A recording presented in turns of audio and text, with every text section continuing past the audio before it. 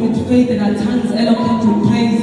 Believing with our souls just like King David when he said, because he has bowed down his ear, he has inclined his ear to me, I will call upon him as long as I live. We are shifting our lives back to God, back to the intention that overtook purpose, focusing on the voice louder than our fear. For we can't decimate the tangibility and purpose of his will. For we are calling upon the patriarch God to intervene, the one who rose with greatness and command with the authority of the Alpha and Omega.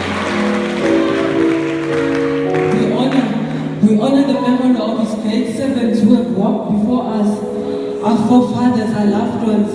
We've seen the venom, the serpent, the prince of night, flooding them with all sort of infections that weaken the vessel of the Holy Spirit, turning them into a walking coffin of a body, separating their spirit from their flesh. They vanished in a fleet of steam. We dedicate our lives back to God today. We mourn their absence and ask of him in the book of life, the creator of the universe, to preserve our lives. We mourn their death today.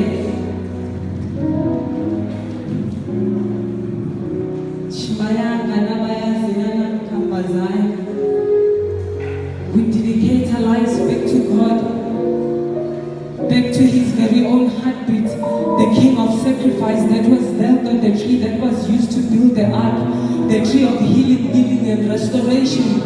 We're calling upon him today to be with us through the night of anguish and grief, to preserve our lives.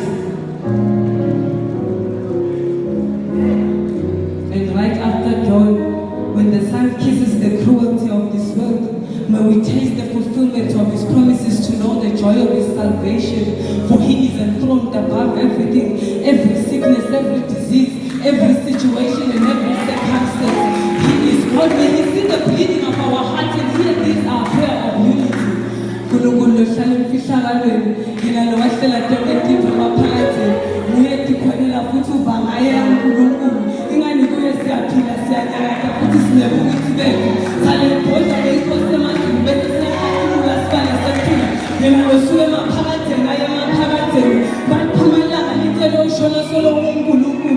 His voice is like cascading rushing many waters. He is strong with majesty and splendor.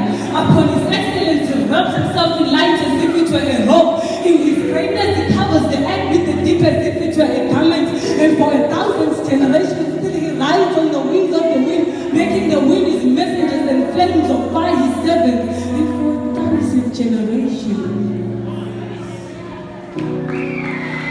upon creation he established the earth and its foundation that will never be shaken.